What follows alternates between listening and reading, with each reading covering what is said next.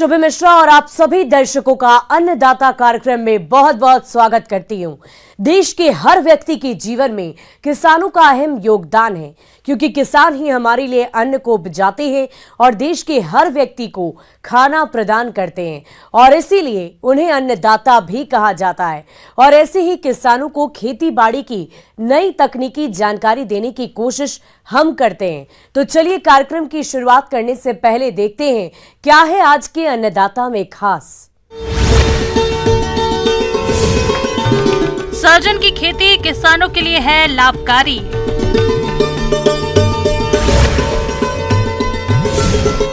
धान की उन्नत किस्में और नर्सरी तैयार पर जानकारी।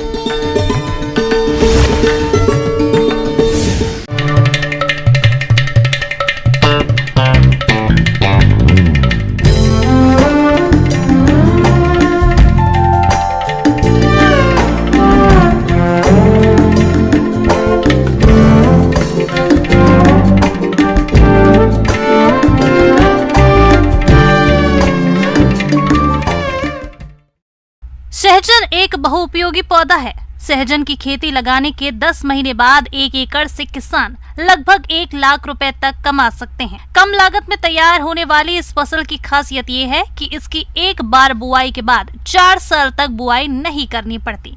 साथ ही सहजन एक औषधीय फसल है। इससे आयुर्वेदिक दवा तैयार की जाती है। इन सभी फायदों को देखते हुए आप भी सहजन की खेती करना चाहते हैं तो कैसे करें इसकी खेती, इस बारे में अधिक जानकारी देंगे हमारे कृषि विशेषज्ञ डॉक्टर राजेंद्र सिंह ठाकुर।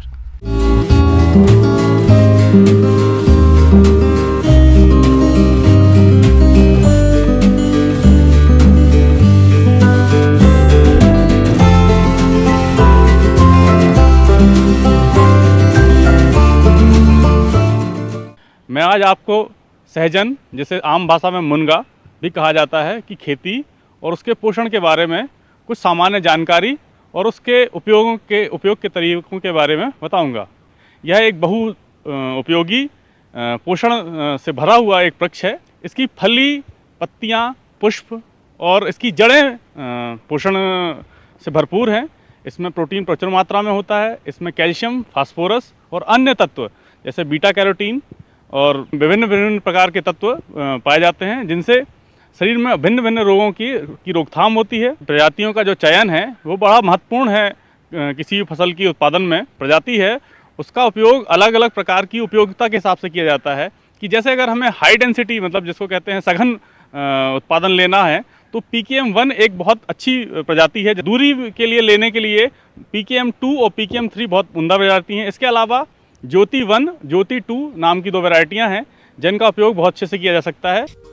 सहजन की खेती पत्तियों और फलियों के लिए की जाती है, जिसमें फलियों का प्रयोग सब्जी और बीज उत्पादन के लिए किया जाता है और इसकी पत्तियों को सुखाकर औषधियों में प्रयोग में लिया जाता है। सहजन की खेती की सबसे बड़ी बात यह है कि सूखे की स्थिति में कम से कम पानी में भी जिंदा रह सकता है और कम गुणवत्ता वाली मिट्टी में भी ये पौधा लग जाता है। सहजन की खेती करने के लिए दोमट मिट्टी सबसे अच्छी होती है। मुनगे की खेती करने के लिए अभी जो जून का समय चल रहा है, यह एक उपयुक्त समय है। इसके लिए मुनगा की खेती 2 प्रकार से की जा सकती है। एक, खेत पर सीधे रोपाई करके, या फिर मुनगे के बीजों को छांव में छोटी छोटी पन्नियों में बीजों एक 2 बीज एक पॉलीथिन में, छोटी छोटी पॉलीथिन में रोप कर आप उसको छांव में विकसित कर सकते हैं। सहजन की खेती में अगर आप नर्सरी में उगाए पौधे का इस्तेमाल करना चाहते हैं तो 18 सेंटीमीटर की ऊंचाई और 12 सेंटीमीटर की चौड़ाई वाले पॉली बैग का इस्तेमाल करें। बैग के लिए मिट्टी का मिश्रण हल्का होना चाहिए। उदाहरण के तौर पर 3 भाग मिट्टी और 1 भाग बालू। प्रत्येक बैग में 1 से 2 सेंटीमीटर गहराई में 2 या 3 बीज को लगाएं। और फिर बरसात आने पर आप उनको गड्ढों के द्वारा खेत में रोप सकते हैं, या मेड़ पे रोप सकते हैं, या जहां आपके पास ज़मीन हो आप कम पौधे रोप सकते हैं, घर के उपयोग के हिसाब से रोप सकते हैं। 50 सेंटीमीटर गहरा और चौड़ा गड्ढा खोद लें और उस गड्ढे से मिट्टी को ढीले होने और जड़ को नमी ग्रहण करने में मदद मिलती है। सहजन या मोरिंगा के सघन उत्पादन के लिए एक पेड़ से दूसरे पेड़ के बीच की दूरी 3 मीटर हो और लाइन के बीच की दूरी भी 3 मीटर रखें। इसके बाद कंपोस्ट या खाद की मात्रा 5 किलो प्रति गड्ढा ऊपरी मिट्टी के साथ मिलाकर गड्ढे के अंदर और चारों तरफ डालें। ऐसा करने के बाद जो हमारे तैयार किए हुए पौधे हैं, जिनकी ऊंचाई 1 से 1.5 फीट या उससे कम हो, उनको उचित दूरी पर, जैसे 1.5 बाई 1.5 या 2 बाई 2 मीटर की अंतर पर इनको रोपें। और बरसात के मौसम में अगर आप सिंचाई दे रहे हैं तब आप इन्हें सिंचाई दें, और अगर बरसात हो रही है तो इनके आसपास थाला ना बनाएं, इन पर मिट्टी चढ़ा के रखें, क्योंकि अगर बरसात के मौसम में जड़ों के आसपास इकट्ठा हुआ पानी तनों को, छोटे छोटे पौधों के गलन कर देता है, इसलिए थाला ना बनाएं, या फिर जल निकासी की पर्याप्त मात्रा में व्यवस्था करके रखें। मोरिंगा और सहजन के पौधे को ज्यादा पानी की जरूरत नहीं होती, इसलिए पूरे तरह से सूखे मौसम में शुरुआत के पहले 2 महीने नियमित पानी दें और उसके बाद तभी पानी डालें जब इससे जरूरत हो। फसल सुरक्षा के लिए सबसे उपयुक्त है कि हम फसल में लगने वाले कीड़ों को जानें।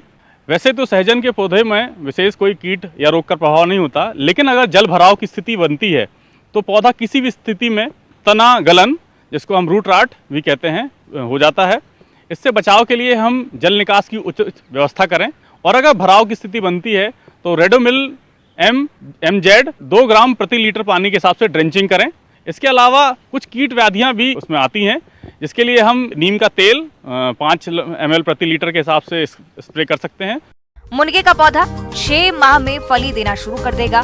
पहले साल एक पौधे पर अगर अच्छी पैदावार हुई तो करीब 250 फलियां लगती हैं और इनकी लंबाई 2 फीट और वजन 100 ग्राम तक होता है, जिससे बहुत अच्छी क्वालिटी के बीज और अच्छी क्वालिटी के पत्ते प्राप्त होते हैं, क्योंकि इसके पत्ते भी बहुत पोषक होते हैं, और इसके पत्तों को हमें जैसे हम चने की भाजी खाते हैं उस रूप से हम खा सकते हैं।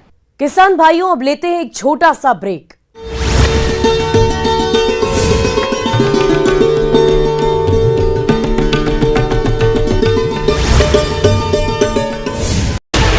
मधुबन नगर की घटना। बीजापुर के 13 गांवों में दस्त का कहर, 300 लोग इलाज कराने पहुंचे अस्पताल। फरसेगुड़ा उप स्वास्थ्य केंद्र में जगह की कमी, बालक आश्रम में मरीजों का किया जा रहा इलाज। रायगढ़ में घरघोड़ा के कुएं में मिला कंकाल, महीने पुराना बताया जा रहा कंकाल, मामले की जानकारी।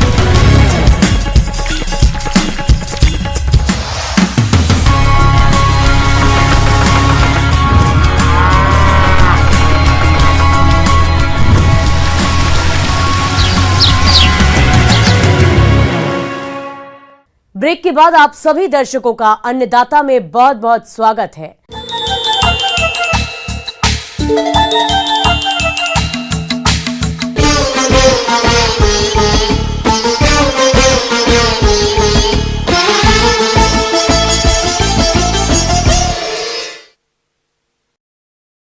मध्य प्रदेश और छत्तीसगढ़ के बहुत से किसान खरीफ में धान की खेती करते हैं और इसके लिए वो धान की नर्सरी तैयार करते हैं, लेकिन जानकारी के अभाव में नर्सरी में सही पौध तैयार नहीं हो पाती है, जिससे किसानों को नुकसान उठाना पड़ता है।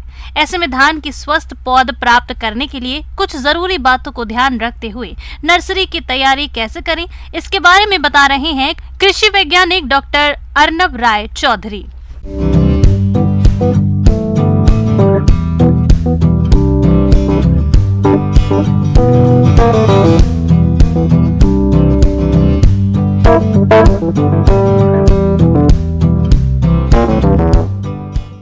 हम लोग थोड़ा सा बात रखेंगे कि धान में बिचड़ा लगाने का प्रबंधन कैसे करना चाहिए।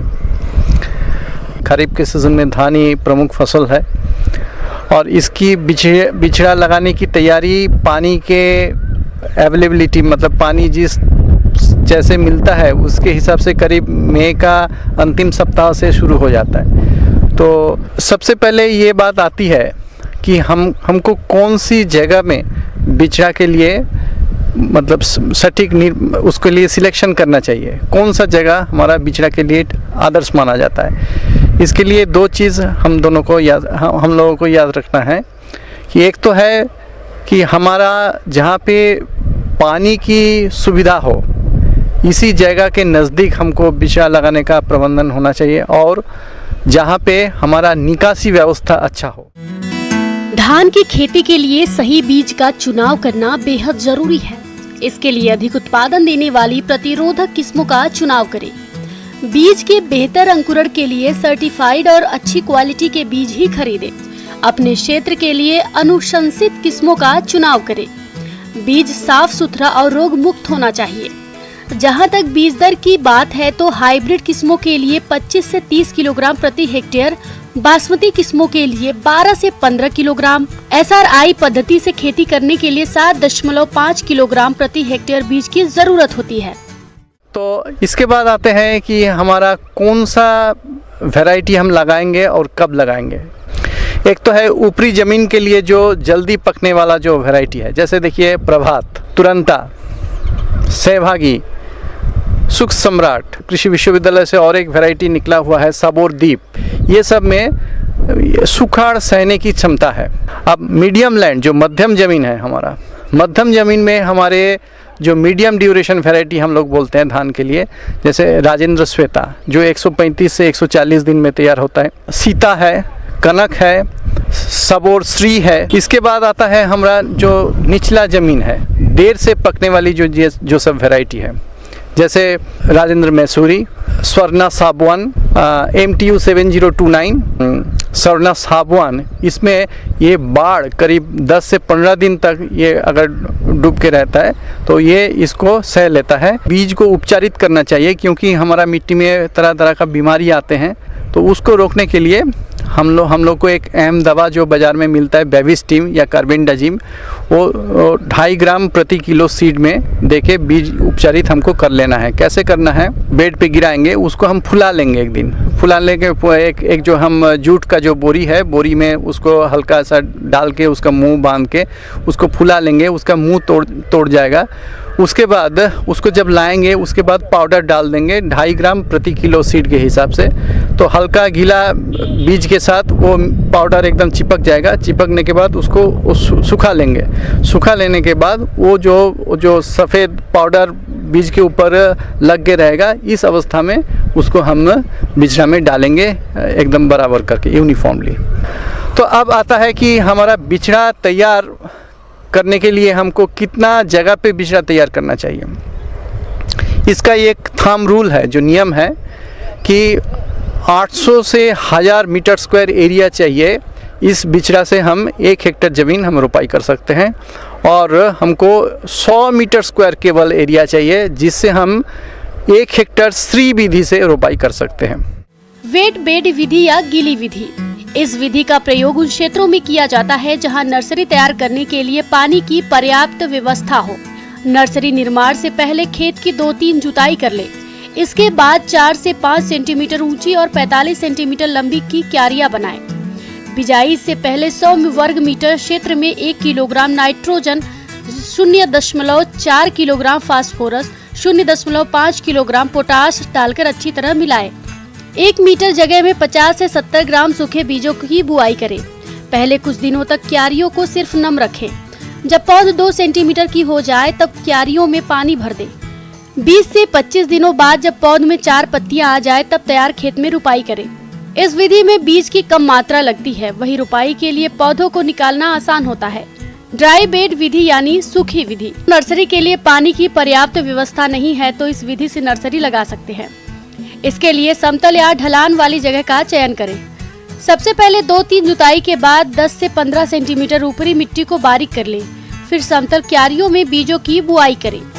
इस विधि में बिजाई के बाद बीजों को घास की मदद से ढका जाता है, जिससे पर्याप्त नमी बनी रहती है और पक्षी भी नुकसान नहीं पहुंचाते हैं।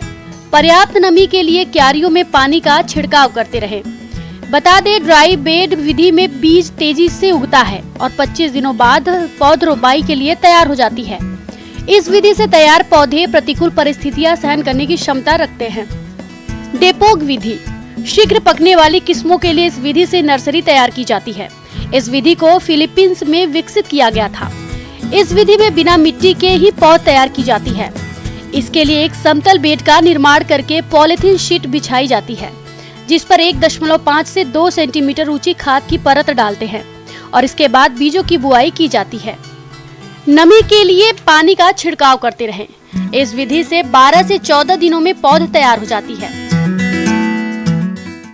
और जो मध्यम ज़मीन में लगने वाला मीडियम ड्यूरेशन वैरायटी है, वो करीब 25 दिन टाइम में तैयार हो जाता है। और जो देर से पकने वाला जो निचला ज़मीन का वैरायटी है, वो 30 से 35 दिन में तैयार हो जाता है। उसके बाद हम लोग उसको उखाड़ के हमारा मेन जो फील्ड है उसमें हम रोपाई कर सकते हैं। आगे और भी है खेती बाड़ी से जुड़ी हुई बहुत सी रोचक जानकारियां। यहां रुकेंगे एक और छोटे से ब्रेक के लिए।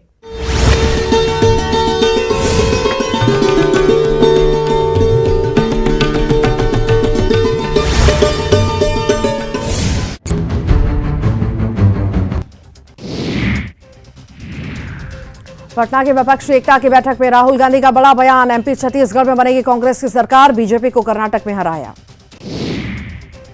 छत्तीसगढ़ कांग्रेस ने तेज की चुनाव की तैयारियां। 26 जून से पार्टी शुरू करेगी बूथ चलो अभियान। सीएम भूपेश बघेल, कुमारी शैलजा, पीसीसी चीफ मोहन मरकाम होंगे शामिल।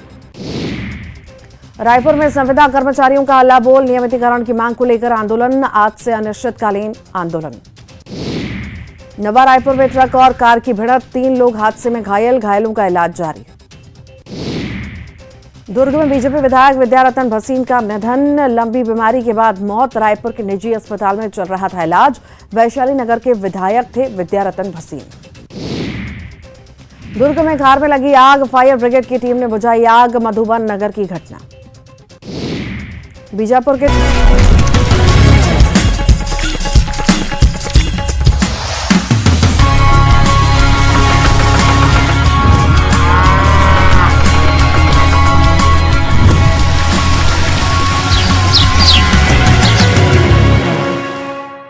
ब्रेक के बाद एक बार फिर से आप सभी दर्शकों का अन्नदाता कार्यक्रम में स्वागत है।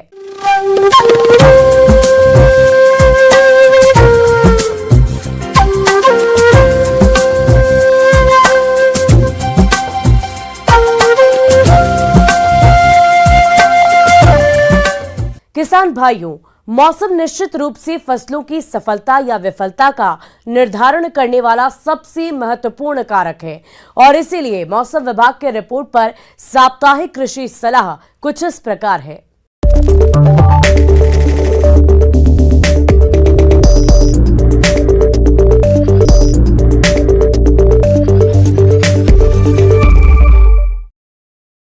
भारत मौसम विज्ञान विभाग, पृथ्वी विज्ञान मंत्रालय, भारत सरकार, RAK कृषि महाविद्यालय सीहोर, राजमाता विजय राजे सिंधिया कृषि विश्वविद्यालय ग्वालियर द्वारा भेजे गए मौसम पूर्वानुमान रिपोर्ट के आधार पर जिला सीहोर और इससे लगे जिलों के किसान भाइयों को सलाह दी जाती है कि आने वाले दिनों में इन क्षेत्रों में आसमान में मध्यम घने बादल से घने बादल छाए रहने का अनुमान है।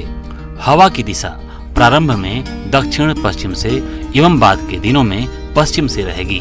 दिन और रात्रि के तापमान में मामूली गिरावट रहेगी। हवा की गति सामान्य से अधिक 15 से 21 किलोमीटर प्रति घंटे की रफ्तार से रहेगी। आगामी दिनों में चक्रवाती तूफान के कारण गरज चमक के साथ बौछार युक्त हल्की से बहुत भारी वर्षा होने का अनुमान है। ऐसे में इन क्षेत्रों के किसान भाइयों को सलाह दी जाती है कि धान की उन्नत तथा शीघ्र पकने वाली प्रजातियों जैसे JR 81, JR 206, MTU 1010, पूर्णिमा, JRH 5, JRH 8, JRH 19, Pusa basmati का चयन करें और मध्यम अवधि में तैयार होने वाली किस्मों में पूसा बासमती 1, IR 64, IR 35, पूसा सुगंधा आदि के बीज की अग्रिम व्यवस्था कर लें। जितने एरिया में धान का रोपण करना हो उसके 20वां भाग पर नर्सरी लगाएं। सघन धान प्रणाली यानी SRI विधि में 1 हेक्टेयर के लिए 100 वर्ग मीटर नर्सरी की आवश्यकता होती है। बीज की मात्रा 5 किलोग्राम प्रति हेक्टेयर और बीज उपचार के लिए कार्बेंडाजिम 2 से 3 ग्राम प्रति किलोग्राम बीज की दर से प्रयोग करना चाहिए। अच्छी तरह से चुरुड़ीली मिट्टी का उपयोग पौधशाला में करनी चाहिए और पौधशाला की लंबाई चौड़ाई कम से कम 1 मीटर होनी चाहिए। पौधशाला तैयार करने के दौरान अच्छी तरह से विघटित गोबर की खाद उचित मात्रा नर्सरी की मिट्टी में मिश्रित करें एवं रोपाई 25 × 25 सेंटीमीटर की दूरी पर करनी चाहिए। पौधशाला के रोपण तारीख पानी की उपलब्धता और मानसून की शुरुआत के अनुसार समायोजित किया जा सकता है। सिंचाई के अभाव में वर्षा शुरू होने पर ही करें। अरहर की अधिक पैदावार देने वाली किस्में जैसे राजीव लोचन, ICPH 87, आशा, TJT 501, राजेश्वरी का उपयोग करें। सोयाबीन की उन्नत किस्मों में RVS 1-4, RVS 24, RVS 18, RVS 2001-4, JS 97-52, JS 20-98, JS 93-5, JS 20-69, JS 335, NRC 7, NRC 37, NRC 86 आदि की अग्रिम व्यवस्था कर लेवें। बीज को PSB एवं राइजोबियम कल्चर से उपचारित करने के बाद ही बुआई करें।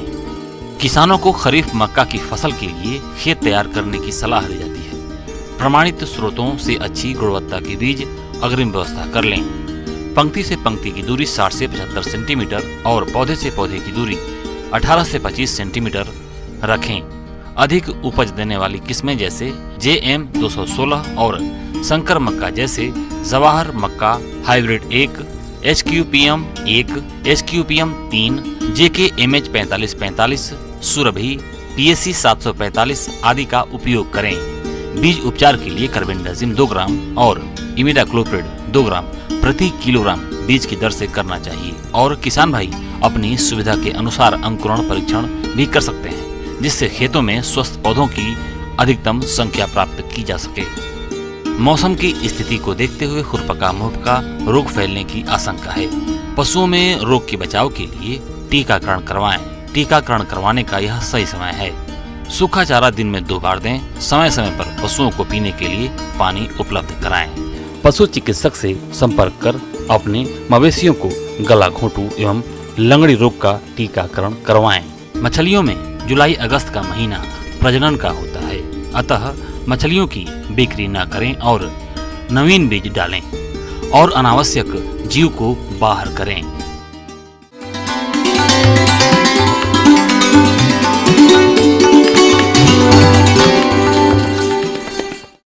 अब समय हो गया है प्रदेश के किसानों द्वारा अन्नदाता निःशुल्क फोन के माध्यम से पूछे गए समस्याओं के समाधान का।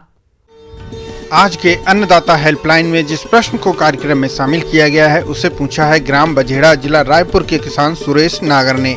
आप मृदा सौरीकरण के बारे में संपूर्ण जानकारी चाहते हैं तो सुरेश नागर जी आपकी जानकारी के लिए प्रस्तुत है कार्यक्रम का यह अंश।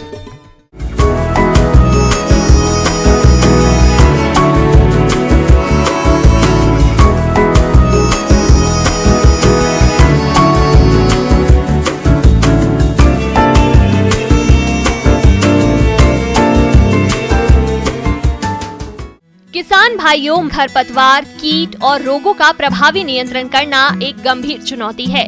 यदि किसानों द्वारा कीट, रोग और खरपतवारों का समय पर नियंत्रण नहीं किया गया तो ये फसलों को भारी नुकसान पहुंचाते हैं और मृदा में रसायनों का अधिक प्रयोग करना भी उचित नहीं है। अगर किसान अपने स्तर पर खेत का सॉइल सोलराइजेशन यानी मृदा सौरीकरण कर ले तो इनसे काफी हद तक छुटकारा पा सकते हैं।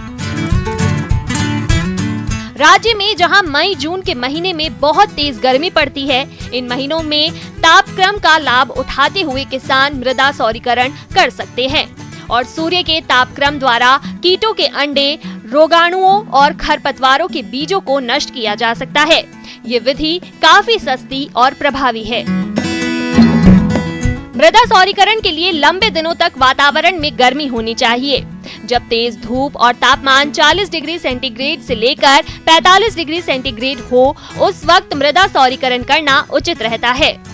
इसके लिए 4 से 6 हफ्तों के लिए मृदा को प्लास्टिक चादर से ढककर एयर टाइट कर दिया जाता है। प्लास्टिक की शीट सौरीकरण को अवशेषित कर लेती है और तापमान की बढ़ोतरी करती है। मृदा सौरीकरण के लिए मिट्टी ढीली जिसमें बड़े ढेले और मलबा कचरा ना हो तो अच्छी रहती है। सोलराइजेशन करने से पहले खेत की अच्छी तरह जताई कर लेवे और फिर खेत में सिंचाई कर दें। इसके बाद खेत या क्यारियों को 200 से 300 गेज मोटाई की पारदर्शी प्लास्टिक से ढक दिया जाता है। इसके बाद प्लास्टिक की शीट के किनारों को मिट्टी या ईंटों से अच्छी तरह से 4 से 6 सप्ताह के लिए दबा दिया जाता है ताकि पॉलिथीन के अंदर की वाष्प बाहर नहीं निकल सके। इस प्रक्रिया में प्लास्टिक से ढकी जगह के अंदर का तापमान बढ़ जाता है। इस तरह भूमि में बिना किसी रसायन उपयोग किए सौरीकरण कवकों, फ्यूजेरियम जीवाणुओं को नष्ट करने में काफी कारगर है।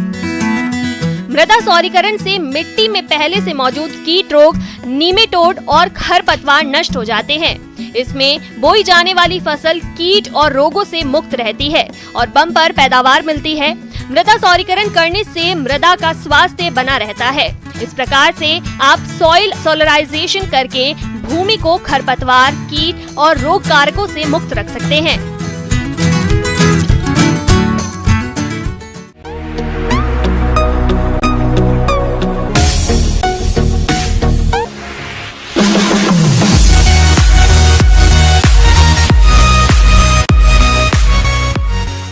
और अब देखते हैं राज्य की कुछ चुनी हुई मंडियों में क्या रहा है प्रमुख फसलों का दाम।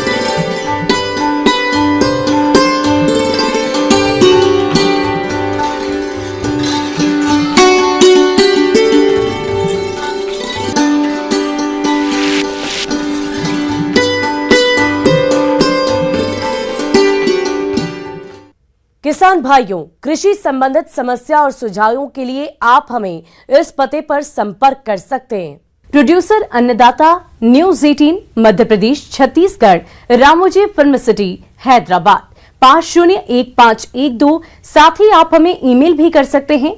हमारा ईमेल है p18annadatamp@nw18.com। इसके अतिरिक्त आप हमें निःशुल्क हेल्पलाइन नंबर 180088921663 पर सोमवार से लेकर शनिवार सुबह 10 बजे से शाम 4 बजे के बीच संपर्क कर सकते हैं। अब समय हो रहा है आपसे विदा लेने का। कल फिर मुलाकात होगी। फिलहाल इस कार्यक्रम में अभी के लिए बस इतना ही। नमस्कार।